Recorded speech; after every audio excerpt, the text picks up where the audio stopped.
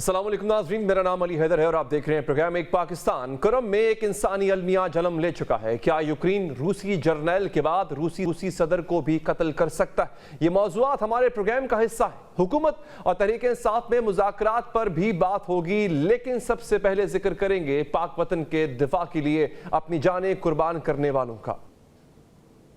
पाकिस्तान में इस वक्त हर तरफ तनाज़ात का मंजर, हर चीज़ जो है वो तजादात और तनाज़ात में घिर चुकी।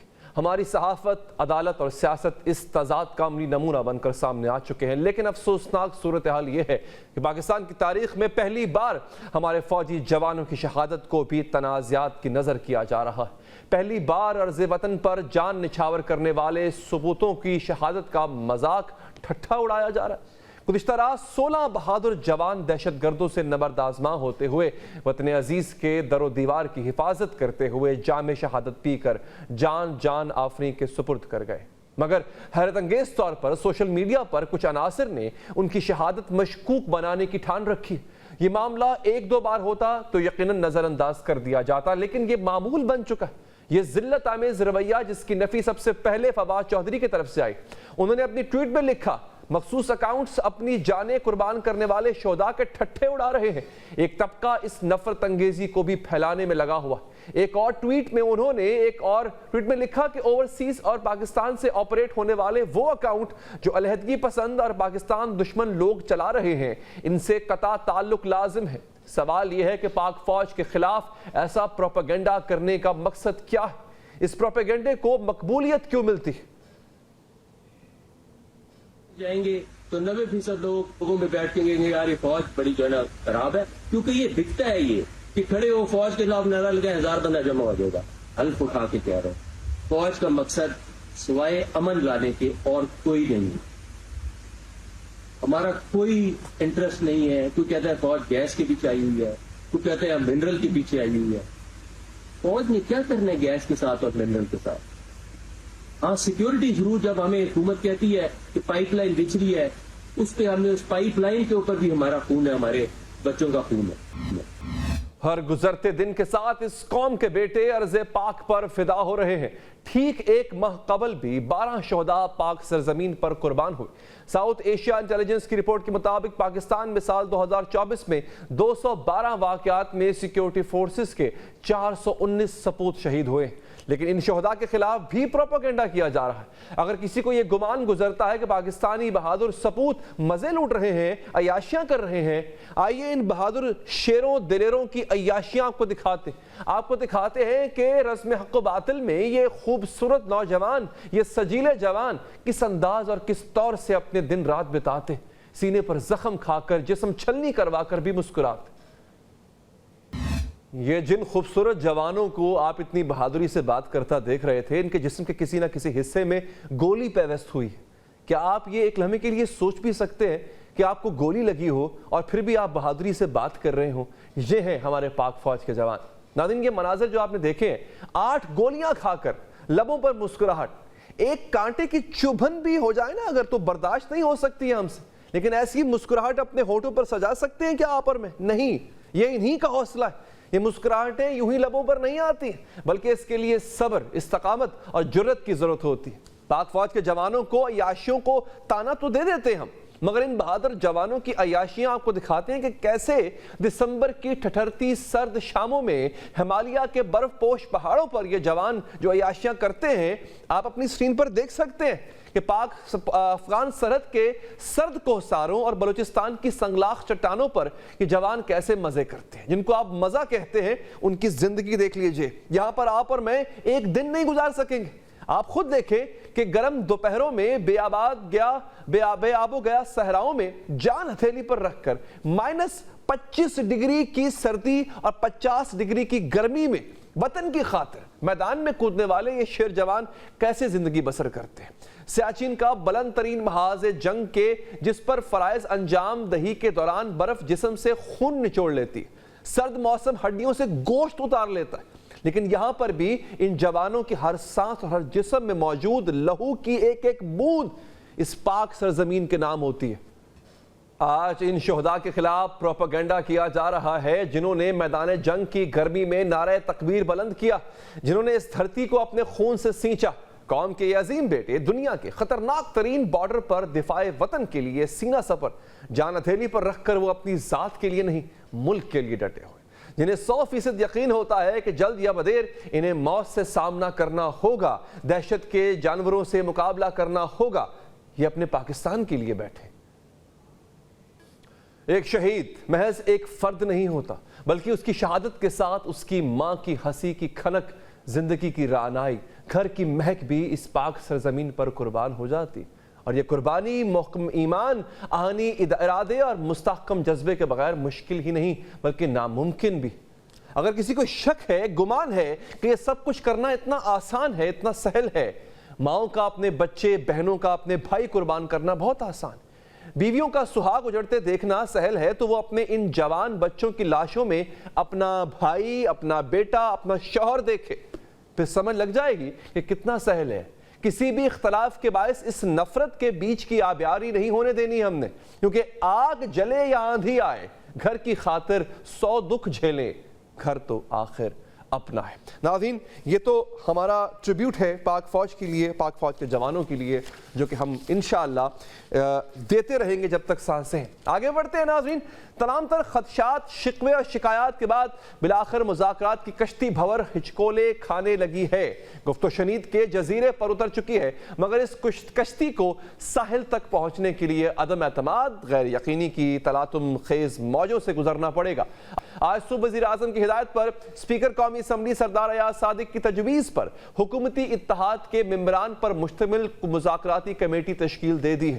کمیٹی میں نائب وزیر اعظم اسحاق ڈار، رانا ثناء اللہ، سینیٹر عرفان صدیقی، راجہ پرویز اشرف، نوید قمر، ڈاکٹر خالد مقبول صدیقی، علیم خان اور چودھری صالح حسین شامل ہیں، جبکہ تحریک انصاف کی کمیٹی میں عمر ایوب، اسد قیصر، سلمان اکرم راجہ، علی امین گنڈا پور اور صاحبزادہ حامد رضا شامل ہیں۔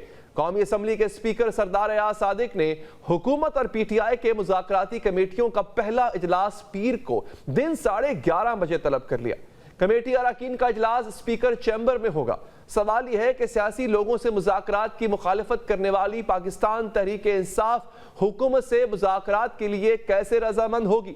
سوال تو یہ بھی ہے کہ کیا موجودہ کمیٹی کو اسٹیبلشمنٹ کی حمایت حاصل ہوگی، کیونکہ حکومت تو بار بار اس بات کا اشارہ دے چکی ہے کہ کسی بھی گفتگو پر اسٹیبلشمنٹ کو آن بورڈ لیا جائے گا۔ مذاکرات کے لیے کمیٹیوں کے قیام کے فیصلے کے دوران ہی خبر آئی کہ پاکستان تحریک انصاف کے بانی اور ان کی اہلیہ بشرا بی بی کے خلاف 190 ملین پاؤنڈ ریفرنس کا فیصلہ پیر کو نہیں سنایا جائے گا، بلکہ یہ فیصلہ جنوری کے پہلے ہفتے میں آنے کا امکان ہے۔ سینئر سیاستدان فواد چودھری نے فیصلے کی تاریخ میں تبدیلی کو خوشائند قرار دیا اور رانا ثناء اللہ خان کے بیان اور مقتدر حلقوں کی مشاورت کے تاثر کو تقویت دی۔ فواد چودھری نے اپنے ٹویٹ میں لکھا کہ القادر جیسے جعلی کیس میں فیصلے کی تاریخ آگے کرنا مذاکرات کے لیے اہم قدم ہے۔ ظاہر ہے مذاکرات کے لیے کمیٹی کا قیام دکھانے کے لیے صحیح ہے، مذاکرات جہاں سے ہونے ہیں وہاں سے ہی آگے چلیں گے۔ پاکستان میں سیاسی استحکام کے لیے مذاکرات کی کامیابی ضروری ہے۔ ہر پاکستانی کی دعا ہے کہ پاکستان میں سیاسی درجہ حرارت کم ہو اور ہم درست سمت میں بڑھیں۔ جہاں اسٹیبلشمنٹ کی جانب سے گرین سگنل کا تاثر دیا جا رہا ہے، وہیں تاحال حکومتی بینچوں سے مذاکرات کے حوالے سے کوئی مثبت بیان دیکھنے کو نہیں ملا۔ عطا تارڑ اور سعید غنی مذاکرات کے حق میں تو ہے، مگر تحریک انصاف کے خدشات اور شکووں کے برعکس عام معافی کے حامی نہیں ہیں۔ پاکستان تحریک انصاف کی رضامندی، رانا ثناء اللہ خان کی گفتگو کے بعد یہ تاثر نمایاں ہو رہا ہے کہ پاکستان تحریک انصاف سے مذاکرات میں مقتدر حلقوں کی رضامندی شامل ہے، لیکن ایک بار پھر پی ٹی آئی کی جانب سے سول نافرمانی کی تحریک کے مطالبے اور دیگر مطالبات سے پیچھے نہ ہٹ کر حکمران جماعتوں کے خدشات کو بھی وسعت مل رہی ہے۔ اندازہ ہو کہ حکومت اس کمیٹی کی فارمیشن کے بعد باقاعدہ طور پہ مسائل کے حل اور جو ایشوز ہمارے ہیں، جو نکات عمران خان صاحب نے دیے ہیں، ان کے حل کے لیے کتنی سنجیدہ ہے۔ ونس اٹ از ڈن، اس کے بعد ہماری یہ کمیٹی کل ہی اڈیالہ میں عمران خان صاحب سے ملاقات کرنے کی خواہش رکھتی ہے کہ کل حکومتی سنجیدگی اور کمیٹی کے حوالے سے جو پیش رفت ہے اس سے عمران خان صاحب کو آگاہ کرنے کے بعد ہی خان صاحب اس پہ کوئی فیصلہ لیں۔ नाज़रीन बात करेंगे इस हवाले से। हमें ज्वाइन किया है मुज़ाकराती कमेटी के रुकन जनाब खालिद मक्सी साहब भी हमारे साथ मौजूद हैं। बहुत बहुत शुक्रिया आपके कीमती वक्त का। हमें सुन्नी इत्तेहाद काउंसिल के सरबराह जनाब साहबजादा हामिद रज़ा साहब ने भी ज्वाइन किया। सर आपका बहुत बहुत शुक्रिया कि आपने कीमती वक्त निकाला। हामिद रज़ा साहब, आगाज़ में आप ही से करूँगा। सर ये बताइएगा कि जब ये बार बार कहा जा रहा है कि मुख्तदर हल्कों को भी शामिल किया जाएगा और इस्टेब्लिशमेंट से भी इसकी एक तरह से अप्रूवल ली जाएगी, और अभी भी ऐसा लग रहा है कि इन मुज़ाकरात का आगाज़ भी उनके अप्रूवल कह लें या उनको कॉन्फिडेंस में लेकर ही हुआ है, तो साहबजादा साहब इस तरह के मुज़ाकरात में आपको लगता है कि कामयाबी है, मिल सकती है? इसमें कंडीशन ये होगी कि आपको अपने मुतालिबात से ज़रा पीछे हटना होगा, जिसमें सर फहरिस्त आपकी सिविल नाफरमानी की तहरीक। बिस्मिल्लाहिर्रहमानिर्रहीम, बहुत शुक्रिया जी। देखिए, सबसे पहली बात तो ये है कि मुज़ाकरात जहाँ पर भी होंगे, जब भी होंगे, subject to the approval of Imran Khan साहब होंगे। Let me be very clear on it जी। अच्छा, ये जो एक नैरेटिव दिया गया था हुकूमत के चंद सेनेटर्स की तरफ से कि माइनस इमरान खान होंगे, ये चीज़ नहीं होगी जी, नंबर वन। नंबर टू, एक सवाल बड़ा तवातुर के साथ उठाया गया कि हम पहले मुज़ाकरात पर आमादा नहीं थे, अब क्यों हुए?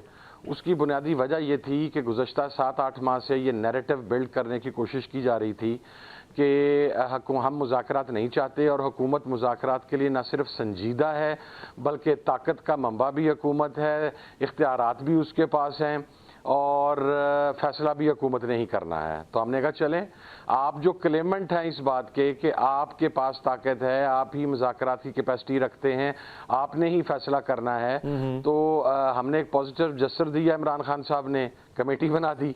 अब उससे आगे जो कुछ हो रहा है वो खुद शो कर रहा है कि हुकूमत की अपनी पावर या हुकूमत की इतनी अपनी ताकत क्या है। लेकिन फॉर एग्जाम्पल कमेटी तो उन्होंने बना दी सर, चूंकि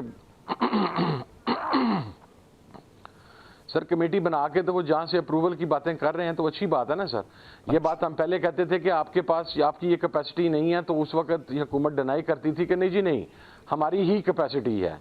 तो अब ये बात तो बहरहाल जाहिर होगी ना, हमारी बात तो सही साबित हुई कि हुकूमत के पास ताकत नहीं थी, इजाज़त तो कहीं और से रिक्वायर्ड थी। अच्छा। तो चलें, अच्छी बात है, उन्होंने अगर इजाज़त ले ली है तो एक मुज़ाकरात का माहौल है। मैं ख्वाजा आसिफ साहब जैसी गुफ्तगू करके मुज़ाकराती अमल को बिल्कुल इब्तिदा के अंदर को सबूताज नहीं करना चाहूँगा, वगरना जवाब तो मेरे पास बहुत अच्छा है उनका।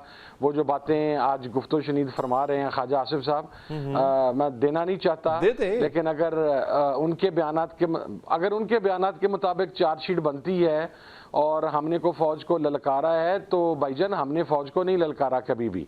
हम तो जुडिशल कमीशन की डिमांड कर रहे हैं। अगर आपको निसियान का प्रॉब्लम ना हो उम्र के हिस्से में, इस हिस्से में, और अगर आपकी याददाश्त सही काम करती हो, तो फ्लोर ऑफ द हाउस जो तकरीरें रिकॉर्डेड हैं जिसमें फौज को आप ललकारते रहे हैं, आप कहते रहे कि इस फौज ने पाकिस्तान को दो लख्त किया, आप कहते रहे कि ये फौज पाकिस्तान को लूट के खा गई, आप कहते रहे कि इस फौज ने 3 जंगें हार दी, आप कहते रहे कि इस फौज की ऑडिट की जरूरत है। हमने तो किसी जगह पर यह बात नहीं की, लेकिन आज देखें क्या कमाल है कि वो आदमी जो सारी जिंदगी फौज को मोरद इल्जाम ठहराता रहा, कभी तो वो जनरल बाजवा के बूट पकड़ के बैठा था कि मेरी सीट मुझे जीत लेने दें, और आज वो उसी फौज का तर्जमान भी बना बैठा। क्या कह सकते हैं? चले साहबजादा साहब, हमें खालिद मक्सी साहब ने भी ज्वाइन कर लिए।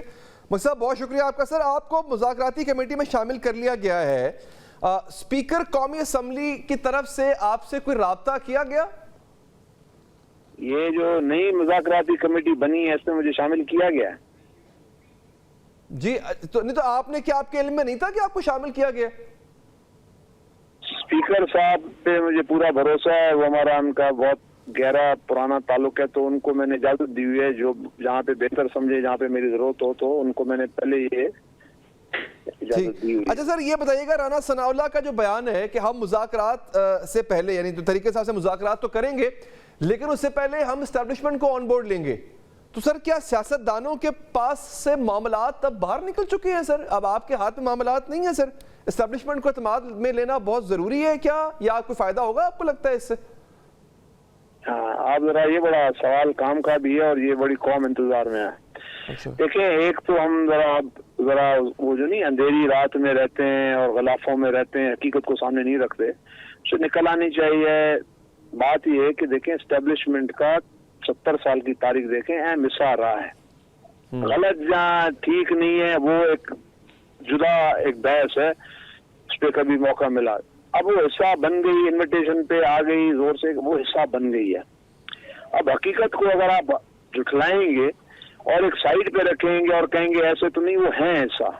अच्छा, इमरान खान के टाइम में हिस्सा रहे हैं, आज के सिलसिले में हिस्सा हैं, इसमें कोई शक नहीं है। हिस्सा है तो उनको होना चाहिए, वो अहम हिस्सा है कौम का, हमारे सिस्टम का, एक्सेप्ट कर लेना चाहिए। और जब अब सियासतदान इतने सीनियर बन गए और मैच्योर हो गए, जब उन्होंने अपना सिस्टम को ठीक कर लिया तो फिर ठीक है, फिर ठीक है, जाएगा, सोचा जाएगा। यानी ये आप कह रहे हैं कि वो हिस्सा है, इस हकीकत को तस्लीम करना चाहिए। साहब फिर आप भी इस हकीकत को तस्लीम कर लें। अलबत्ता एक बात उन्होंने की है, इसका ताल्लुक आपकी जमात से तो नहीं लेकिन तहरीक इंसाफ से है, कि तहरीक इंसाफ के दौर में भी एस्टैब्लिशमेंट हकीकत थी और तहरीक इंसाफ उस हकीकत से एक पेज पर थे। तो अब आप इस चीज को तस्लीम कर लें कि वो एक हकीकत है और आपको बात करना पड़ेगी उनसे। You can't have horns lock with them. भाईजान, हमने तो कभी इनकार नहीं किया। मसला ये है कि एस्टेब्लिशमेंट शुरू से एक हकीकत रही, आज भी एक हकीकत है। We are very clear on it. हम बेसिक प्रॉब्लम ये है कि हम उन लोगों में से नहीं हैं जो आज अगर हुकूमत में बैठे हैं तो उसे हकीकत मानते हैं और फिर जब हुकूमत से निकल जाते हैं तो वोट को इज्जत दो से लेके तो कह देते हैं कि ये हकीकत ही नहीं है। तो we are very clear on it. Yes, they are the reality, they were the reality.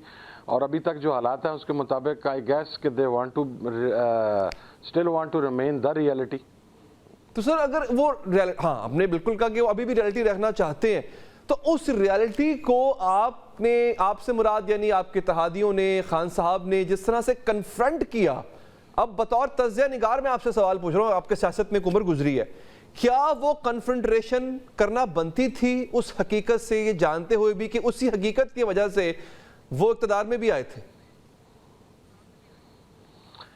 अच्छा देखिए, एक बात मैं आपको बताऊं जी, कन्फ्रंटेशन को ज़ाती वजूहात के ऊपर तो नहीं थी। कन्फ्रंटेशन जो है वो इश्यूज़ के ऊपर थी और वो इख्तलाफ राय था। आप कभी भी किसी मुआशरे के अंदर इख्तलाफ राय के बगैर ज़िंदा नहीं रह सकते। हुकूमत के अंदर, इवन कैबिनेट के अंदर इख्तलाफ राय होता है, जहाँ प्राइम मिनिस्टर उसे चेयर कर रहा होता है। तो वो अगर उन्होंने किस बात, उन्होंने इमरान खान ने अपनी बात पर तो नहीं किया कन्फ्रंट, किस बात पर किया? एक तो 9 मई के बाद जो डायनामिक्स तब्दील हुई उसमें इमरान खान साहब ने कहा कि इसके ऊपर जुडिशल कमीशन बनना चाहिए। तो जो आदमी गिल्टी हो, जो आदमी सिंसियर ना हो, वो तो कभी जुडिशल कमीशन का मुतालबा नहीं करेगा। जब ऑपरेशन रजीम चेंज हो गया तो उसके बाद इमरान खान ने क्या कहा? यही कहा ना कि पाकिस्तान के अंदर इंतखाबात टाइमली होने चाहिए। लेकिन जिस तरीके से कोर्ट्स के अंदर गुडी गुडी खेला गया, कभी वो केस 3 माह आगे जा रहा है, कभी 6 माह आगे जा रहा है, वायलेशन हुई, पंजाब के इंतखाबात नहीं हुए, KPK के इंतखाबात नहीं हुए, फेडरेशन के अंदर आपने इंतखाबात को डिले किया और आपने इंतखाबात को डिले करने का जो शाखसाना है वो सियासी अदम इस्तेहकाम की सूरत के अंदर देखा। तो इन इश्यूज के ऊपर इख्तलाफ राय था, वो है। अच्छा। उसको हम ओपनली एडमिट करते हैं। हम ये तो नहीं कि टीवी पे बैठ के कहें कि नहीं जी कोई इख्तलाफ राय नहीं था, कोई डिफरेंस ऑफ ओपिनियन नहीं था और ये पता नहीं क्यों ये ऐसे हो गया। जहां पर है सो है। अच्छा ठीक है, मैं उस पर आता हूँ कि इस इख्तिलाफ राय को कन्वे किस तरह किया गया, उस पर शायद सवाल उठ जाए, लेकिन इसमें मैं आता हूँ। सर मक्सी साहब, कल जो एक प्रेस रिलीज आती है ISPR की, अच्छा उन्होंने 9 मई के मुल्ज़िमान को सजा उसमें सुना दी गई, उसका भी ऐलान हो गया। साथ में ये भी कहा कि इसके मास्टरमाइंड तक भी जाएंगे तभी इंसाफ के तकाजे पूरे होंगे। एस्टैब्लिशमेंट 9 मई का मास्टरमाइंड समझती है इमरान खान साहब को। अब एक तरफ इतना सख्त मौक़िफ़ अपनाया एस्टैब्लिशमेंट ने कल की प्रेस रिलीज में, और आज अगर मुज़ाकराती अमल में एस्टैब्लिशमेंट की अप्रूवल या उनका साथ आपको है, तो ये दोनों चीजें साथ साथ कैसे चलेंगी? ये तो तनाज़ा नहीं खड़ा हो जाएगा? अगर आप सुने बात को, आपका सवाल में ही जवाब था। आपने कहा कि राना सनाउल्लाह ने कहा है कि हम ऑन बोर्ड लेंगे एस्टेब्लिशमेंट को। एस्टेब्लिशमेंट जो नहीं कहा ना कि हम ऑन बोर्ड आएंगे। अच्छा ठीक है। हाँ, अब वो राना सनाउल्लाह साहब से पूछा जाए कि उन्होंने उनसे कंफर्म किया या नहीं किया। और जो एस्टेब्लिशमेंट अपना काम समझ रही है वो बगैर पूछे किसी से करेगी। अगर उसको मुद्दई समझती है अपना कि जी 9 मई में इन्होंने ज्यादती की है, तो उनका अपना एक मामला है। ठीक है, आप समझते हैं। मुज़ाकरात का हिस्सा बनना ना बनना, इन्विटेशन दे रहे हैं राना सनाउल्लाह साहब उनको। उन्होंने डिमांड नहीं किया कि हम हिस्सा हैं। ये फर्क है ना।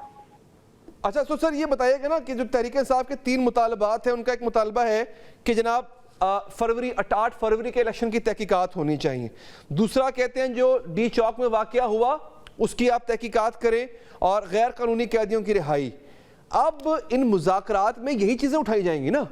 آپ کو لگتا ہے حکومتی مذاکراتی ٹیم کا آپ حصہ ہیں سر، حکومت یہ چیزیں خان صاحب کو دینے میں کوئی لیت و لال سے کام نہیں لے گی؟ یہ چیزیں جو مذاکرات میں سامنے آئیں گی حکومت یہ چیزیں ڈیلیور بھی کرے گی؟ جن کے ساتھ مذاکرات ہو رہے ہیں ان کے ڈیمانڈ تو نیچرل فینومینا ہے، وہ ڈیمانڈ تو رکھیں گے نا اپنے، اب وہ پورے ہوتے نہیں ہوتے وہ درکنار ایک اور بات ہے۔ اگر کسی کا ڈیمانڈ رکھنا ہے جو ایک وہ سمجھتے ہیں کہ جائز ڈیمانڈ ہے ہمارا، تو وہ تو پھر ان کا اپنا ہوا ہے نا ایک معاملہ، تو اس کے بعد وہ کرتے نہیں کرتے ان چیزوں کے باوجود، ٹھیک ہے نا۔ چلیں ایک بات تو بنی ہے نا کہ کہیں سے تو شروع تو ہو رہی ہے مذاکرات، تو میں سمجھتا ہوں مذاکرات ہونے چاہیے۔ دیکھیں پاکستان موجودہ صورتحال، دنیا کی صورتحال سے ان چیزوں سے پاکستان کو نکل کے ایک بنیاد پہ آ کے اور درگزر کرنا پڑے گا چیزوں کو۔ میں ریکویسٹ کروں گا سب کو کہ سارے ذرا درگزر سینے کو بڑا کریں۔ کچھ چیزیں ایسی ہیں کہ جو معاف نہیں ہو سکتی، کہیں پہ اگر گنجائش ہے تو معافی بھی ہو سکتی ہے۔ قتل کا معاملہ ہے تو ورثہ سے پوچھنا پڑے گا کہ اگر وہ معاف کرتے ہیں، اگر کہیں پہ کوئی دیکھیں نا کچھ شرعی ہم لوگ شریعت کے نیچے رہتے ہیں، ہمارا ایمان کا ایسا ہے لا الہ الا اللہ مسئلہ، کچھ ایسی چیزیں جو معاف ہو سکتی ہیں جو ملک کے۔ آپ کو پھر کتنی امید ہے سر؟ دیکھیں معافی تو اس نے دینی ہے، معافی تو پھر دوسرے فریق نے دینی ہے نا۔ عمران خان صاحب تو پہلے ہی قید میں وہ کس چیز کی معافی دیں گے؟ آپ کہہ رہے ہیں معاف کرو، تو پھر معاف تو وہ کریں گے نا سر۔ تو کتنی امید ہے سر آپ کو اس پورے معاملے میں؟ یار دیکھیں امید تو حصہ ہے ایمان کا، حصہ ہے، امید پہ ہی سارا ہے نا۔ امید رکھوں گا کہ جنت میں جاؤں گا، امید ہے کہ دوزخ سے بچوں گا۔ دیکھا تو نہیں ہے نا، پہنچا تو نہیں ہے نا، سنا ہے نا۔ جی جی جی تو اگر ایک اچھی بات نکلی ہے، مذاکرات کی بات ہے، اس میں نیگیٹو تو نہیں شروع کرنی چاہیے نا باتیں۔ دیکھیں 3 چیزوں پہ اللہ کے نبی نے کہا کہ اگر آپ ہٹ کے سچ سے بات کریں نا، اگر لڑائی کو ختم کرنا ہے دو کے درمیان، میاں بیوی کی لڑائی کو ختم کرنا ہے بھی ان کو اچھی باتیں آپ بتائیں، خیر کے معاملے میں آپ اچھی باتیں بتائیں جو حقیقت نہ بھی ہوں کہ بھائی اگلے نے اچھی بات کی، آپ سمجھ رہے ہیں نا۔ یہ حدیث آج ہی میں نے پڑھی حدیث، تو اگر یہ بن جاتے ہیں معاملہ ٹھیک ہوتا ہے تو ملک کے مفاد میں ہے نا۔ آپ یہ لڑائی ختم کر کے پھر معیشت ہے اور چیزیں ہیں، 25 کروڑ عوام کو سنبھالنا ہے بھائی، یہ ایک دو سال کی بات تو نہیں ہے۔ میں آپ کے پاس واپس آتا ہوں مقصد صاحب۔ صفدر صاحب اب دیکھیں نا آپ کے بڑے مطالبات یہی ہیں، یہ 3 بڑے مطالبات ہیں، اگر ان میں سے یہ پورے نہیں ہوتے تو پھر مذاکرات کا فائدہ کیا؟ کیا ان مطالبات میں سے گنجائش ہوگی کہ کسی ایک کو منوا لیا جائے باقی رہنے دیا جائے؟ کیونکہ گورنمنٹ کے لیے سارے مطالبات پورے کرنا شاید ممکن نہ ہو۔ ایک دوسرا اس میں ایڈیشن لے لیں کہ مذاکرات کچھ لو کچھ دو کی پالیسی میں ہوں گے نا، اگر آپ یہ سب لے لیتے ہیں تو بدلے میں آپ کے پاس دینے کو کیا ہے گورنمنٹ کو؟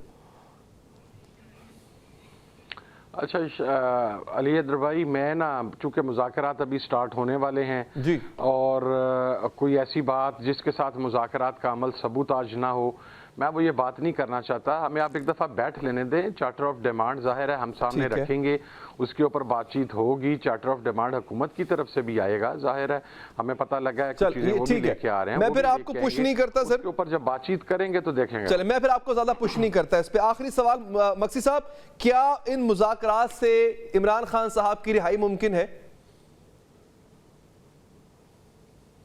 ممکن ہے، دیکھیے ہر چیز ممکن ہے، مطلب بڑے مفاد انٹرسٹ میں ظاہر ہے پھر آپ کر سکتے ہیں۔ اب وہ دوسرا ہے کہ اگر وہ کورٹ کا سسٹم ہے، کورٹ سے کیا ہوتا ہے، وہ چیزیں ذرا تھوڑا کنفیوژن تو نہیں ہے، تھوڑا کمپلیکیٹڈ ہے، تو ان کو دیکھا جائے گا کہ جو کورٹ کا کیس ہے اس سے کیسے ہوگی۔ اگر ڈائریکٹ کسی کی معاملہ ہے اس سے وہ اگر اپنی ناراضگی چھوڑتے ہیں، معاف کرتے ہیں۔ اچھا پھر ایک بات مجھے جلدی سے بتا دیں مقصد صاحب، وقت کم ہے، کیونکہ آپ نے کہا تھا کہ اگر ورثہ معاف کر دیں تو معاملہ حل ہو سکتا ہے، تو یہاں پہ کیا اسٹیبلشمنٹ سے ریکویسٹ آپ کریں گے، یعنی حکومت کرے گی کہ چلیں ٹھیک ہے جانے دیں، معاف کر دیں، آگے بڑھتے جو ملک کے مفاد میں؟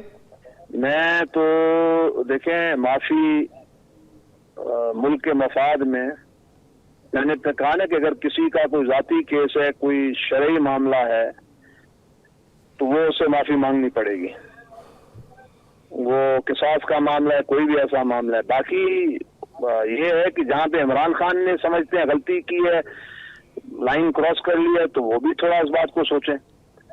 ठीक, अगर 9 मई के ठीक है। मामले को देखें, कितने मामले होते हैं, मतलब वो एक एहतजाज भी होता है। अगर लाइन क्रॉस हुई है कहीं पे तो वो भी जरा अपने गिरेबान में देखें मामला। चलिए साहब, चूंकि हमारे पास वक्त कम है सर, मैं इंतहाई मशकूर हूँ आपके वक्त का। जनाब साहबजादा साहब, आपका भी इंतहाई मशकूर हूँ सर कि आपने प्रोग्राम के लिए वक्त निकाला। दोस्तों, रूस के सदर पुतिन के कत्ल की साजिश रचाई जा रही, ये कैसे मुमकिन है?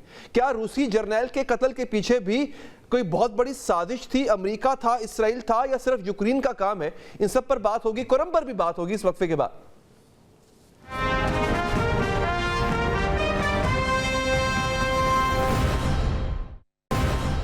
ब्रेक के बाद हाज़िर नाज़रीन, इस वक्त कुर्रम में एक इंसानी अलमिया जन्म ले चुका है। जिला कुर्रम को दीगर अजला से जोड़ने वाली वाहिद और मरकजी शाहराह 2.5 माह से बंद है।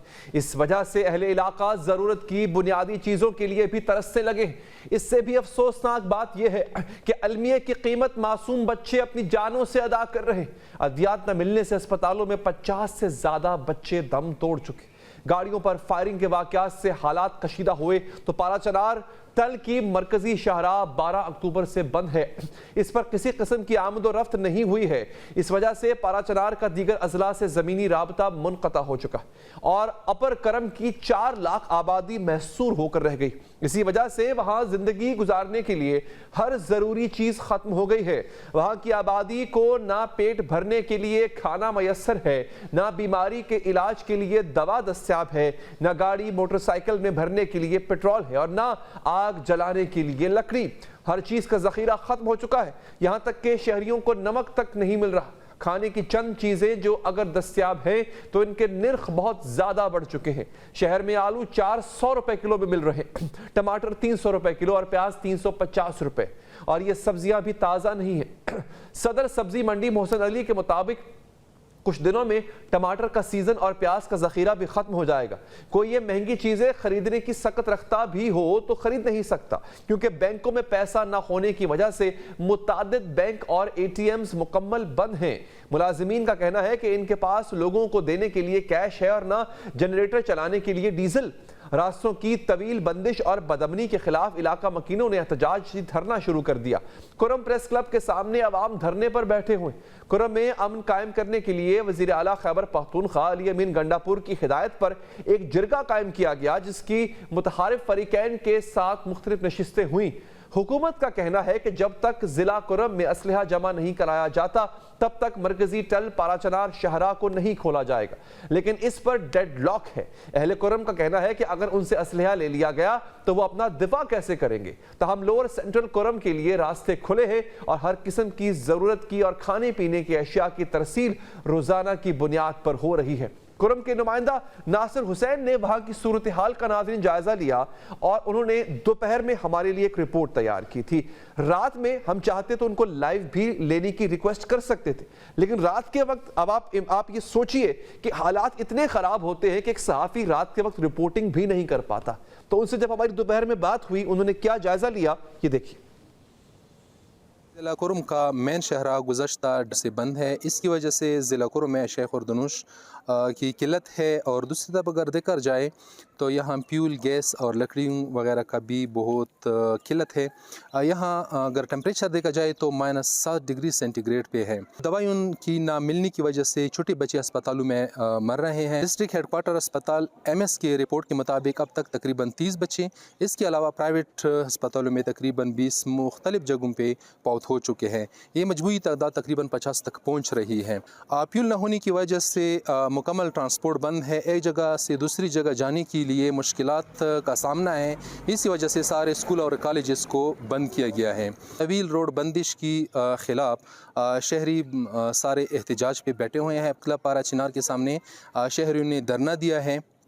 माइनस टेम्परेचर के बावजूद भी लोग अपनी हुकूक मांगने के लिए हुकूमत से इल्तिजा कर रहे हैं। इसी हवाले से हमारा शहरियों के साथ बातचीत हुई है। शहरियों का कहना है कि इस محدود صورتحال میں یا کرم کی جو روڈ بندش ہے، قلت ہے سامان کی، مختلف چیزوں کی قلت ہے، سامان کی قلت ہے، اشیاء خوردنوش اور دوائیوں کی قلت ہے، میڈیسن کی قلت ہے، چھوٹی بچوں کو دودھ نہیں مل رہی ہے۔ سب سے بڑا مسئلہ جو ہے وہ 6 مہینے سے لے کر 1 سال تک کے جتنے بچے ہیں وہ دودھ سے بھی بہت زیادہ پریشان ہیں، اور زیادہ تر وہ بچے جو سردی کی وجہ سے نمونیا کے شکار ہو چکے ہیں اس کو میڈیسن نہیں مل رہی ہے، اور دل کی مریض ہے یا آستما کی مریض ہے یا شوگر کی مریض ہے اس کے لیے انسولین نافید ہیں۔ شہری مطالبہ کرتے ہیں حکومت وقت سے کہ جتنے مشکلات ہیں اس کو جلد از جلد ختم کیا جائے اور اشیاء خوردنوش، میڈیسن، فیول اور دیگر سامان کو پورا کیا جائے۔ بہت بہت شکریہ، ہمارے نمائندے نے ہمیں ان حالات میں بھی وہاں پہ جو رپورٹ کر رہے ہیں ان کے لیے بھی بہت سی دعائیں ہیں۔ ناظرین، روسی صدر کو قتل کرنے کی سازش رچائی جا رہی ہے، اتنا بڑا اقدام کیا یہ ممکن ہو پائے گا؟ دنیا کا ایک ہائیلی پروٹیکٹڈ پریزیڈنٹ ہے، کیا اس کو مارنا اتنا آسان ہوگا؟ یہ سازش رچا کون رہا ہے؟ یہ سب ڈیٹیل آپ کو بتائیں گے اس وقفے کے بعد۔